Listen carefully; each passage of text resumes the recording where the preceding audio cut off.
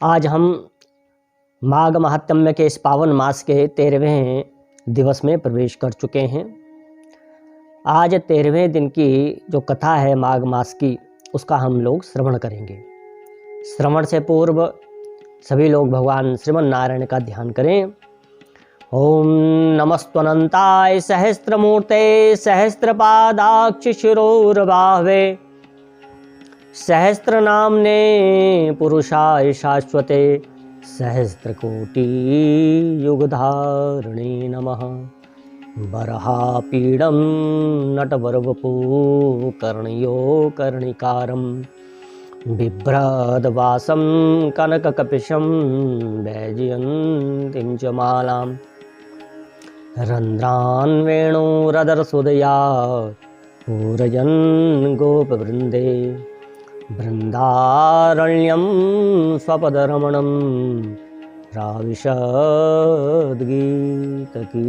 बोलो नारायण भगवान की जय। इस माघ महात्म्य की कथा में यमदूत विकुंडल को यमपुरी की यातनाएं किसको मिलती हैं, किसको स्वर्ग की प्राप्ति होती है, किन पुण्यों के द्वारा स्वर्ग की प्राप्ति होती है और किन कर्मों के द्वारा नरक की प्राप्ति होती है, यह सारा वृतांत बतला रहे हैं। ऐसे मधुर वचन सुन के, ज्ञान की चर्चा सुनकर, ऐसे धर्म पारायण बातें सुनकर विकुंडल का जो मन था वो गदगद हो गया, प्रसन्न हो गया। अब यमदूत विकुंडल को कहते हैं कि मेरा मन बहुत प्रसन्न हो गया है आपके इन धर्म की ज्ञान की बातों को सुनकर, और अब मेरे मन में जितने भी प्रकार के थोड़े बहुत विकार इत्यादि थे वह भी नष्ट हो गए हैं। आपका ज्ञान तो गंगा जल के सदृश पावन और पवित्र है, और जिसने मेरे मन और मस्तिष्क के समस्त प्रकार के विकारों को और जो भी मेरे मन में ताप था वह शीतल कर दिया है, ठंडा कर दिया है।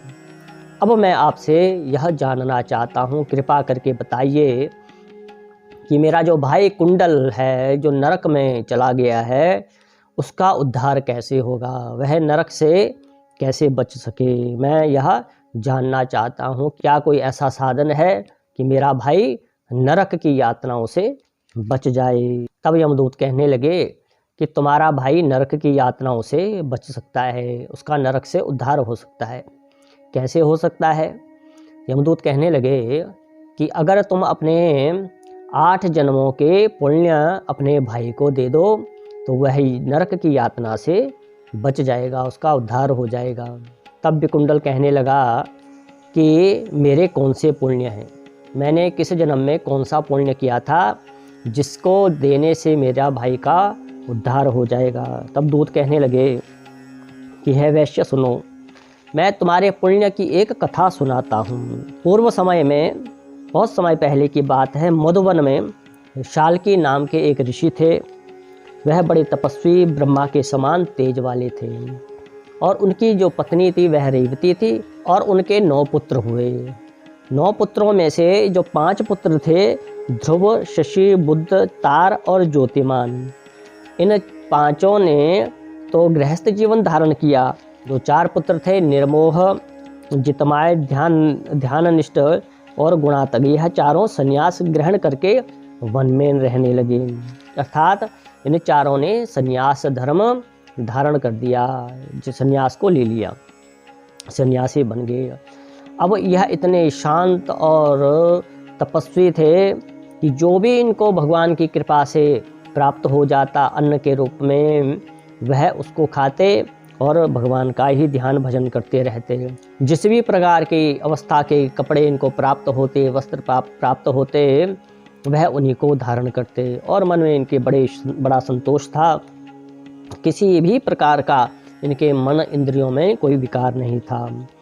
इन्होंने चारों जो व्रत हैं, व्रत, शीत, निद्रा और आहार, सबको जीत लिया था, और चराचर जगत को भगवान विष्णु का ही स्वरूप मानते थे।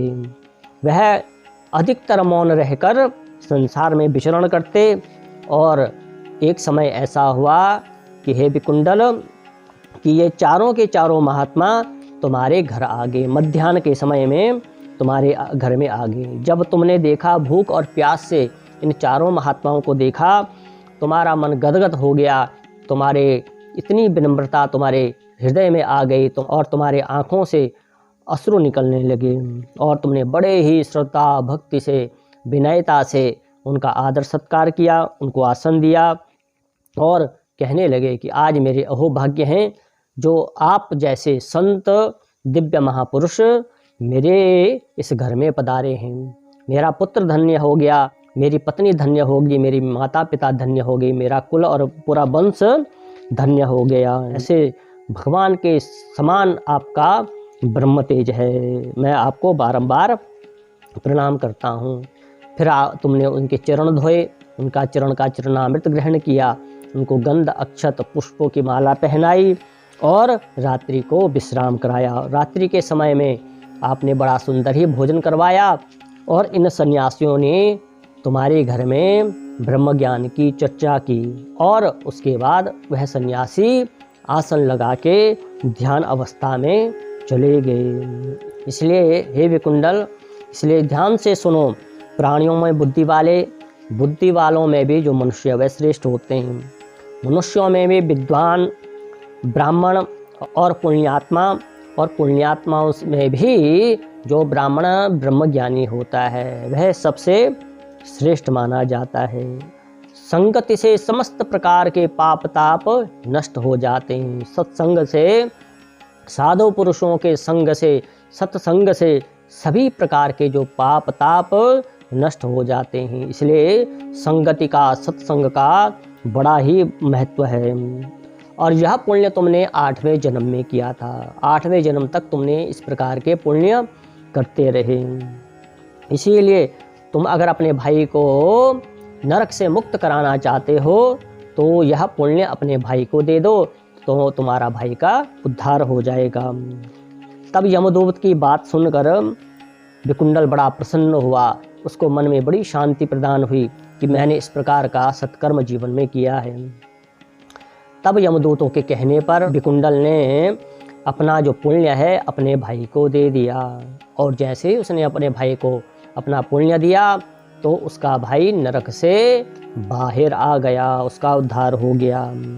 और इस प्रकार से कुंडल और विकुंडल फिर भगवान का चिंतन मनन भजन करने लगे और दोनों भाई फिर एक समय में इतने बड़े ब्रह्मज्ञानी हुए, भजनानंदी हुए कि देवताओं के भी द्वारा वह पूजित होने लगे। इस प्रकार से यमदूत अपने लोक को चले गए और दोनों भाई स्वर्ग की ओर चले गए। इस प्रकार से इस कथा में कुंडल और विकुंडल दोनों भाई नरक के यातनाओं से मुक्त हो गए। इस प्रकार से विकुंडल ने अपने भाई को नरक की यातनाओं से बचाया। और माघ महात्म्य में लिखा है कि इस कथा को, इस महात्म्य की इस कथा को कोई श्रवण करता है तो उसको 1000 गोदान के बराबर फल मिलता है। तो आज की कथा यहीं पे विराम होती है। कल पुनः हम आगे की कथा की चर्चा करेंगे।